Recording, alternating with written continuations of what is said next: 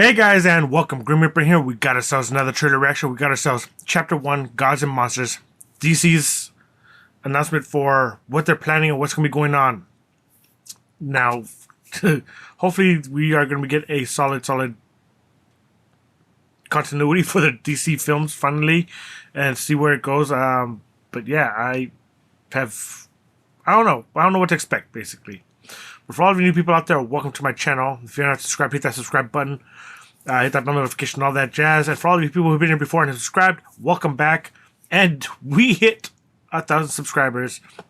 Thank you guys so much for subscribing and checking in on what I got going on. I have some actual videos coming up that I haven't done in a while, and some new videos that I've been wanting to do will be posted up in the following weeks. If not this week, maybe next week they'll be getting posted up. But stay tuned.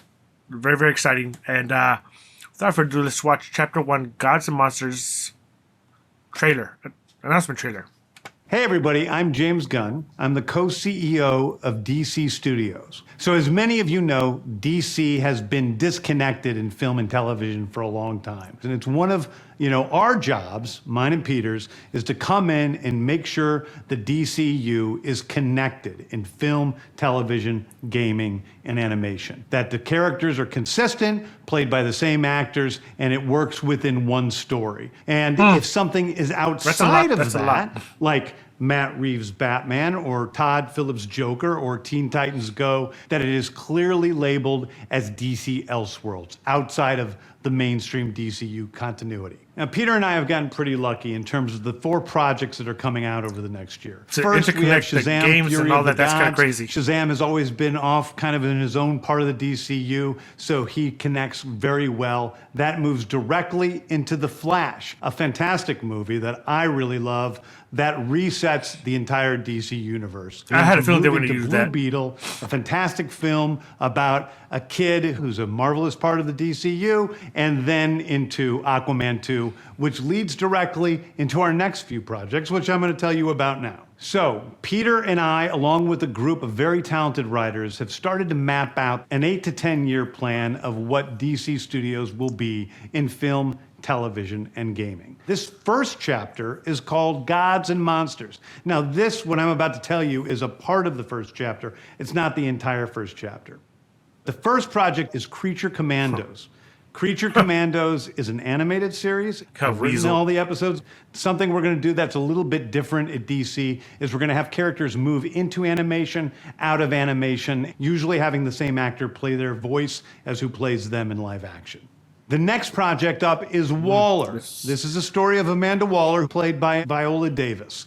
Viola Davis is going to team up with members of Team Peacemaker, and this is a story that's been created by Crystal Henry, who did Watchmen, and Jeremy Carver, who created the Doom Patrol. It is a fantastic story that's out of this world, and I can't wait for people to see it. Okay, next up is the big one, the true beginning of the DCU. This is called Superman Legacy. This is being written by me. I'm in the middle of it. I'm having a great time doing it. And Superman will be released into theaters July 11th, 2025.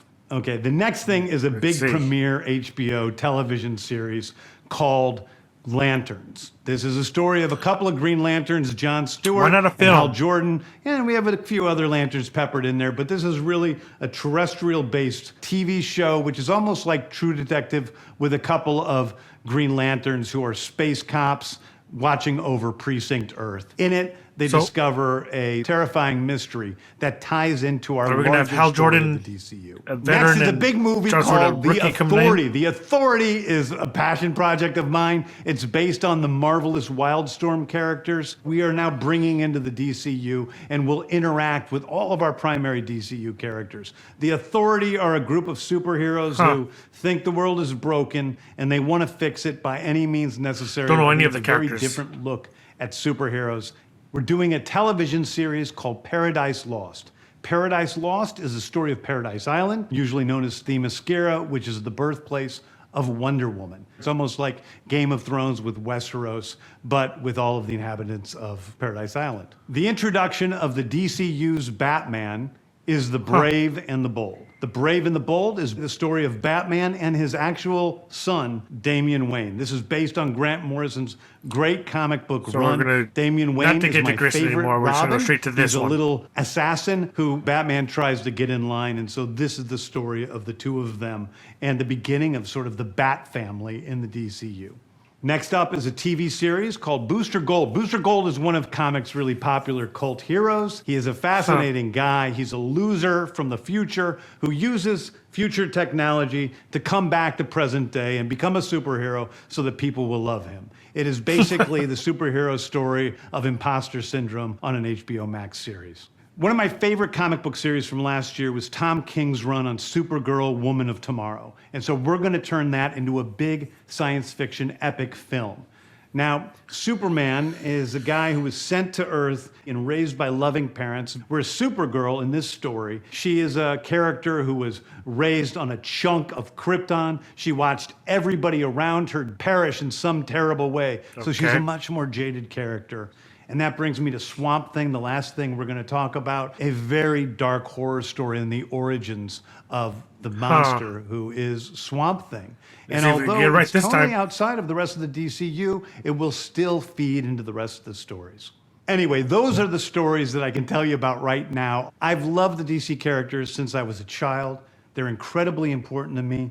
I knew that this was a once-in-a-lifetime opportunity to do something very different. One of the things that's very important for me in all of these movies and TV series is that the director's vision and the vision of the writers and all of the creators is unique and something special. Storytelling is always king. That's all that matters to us. And I want to be true to those stories. I want to be true to you guys and really give you something different than you've ever seen before. Anyway, thank you, everybody. I appreciate you watching. I hope this was exciting for you because it's really exciting for me. And I can't wait to start to dive into these stories with you guys on this grand adventure. Thank you so much. All right, that's what they go. Okay, so now this is a very, very ambitious thing that they're doing. So for them to do what they're going to be doing, and from rumors I've been hearing, it doesn't make sense. Because, as you know, when actors do a film, and if it does successful, they go on to do a sequel, they get more pay.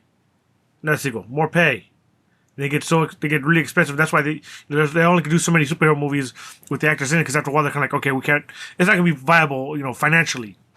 For them to go movie, animation, game, movie, game, and to be interchangeable like that, and them getting.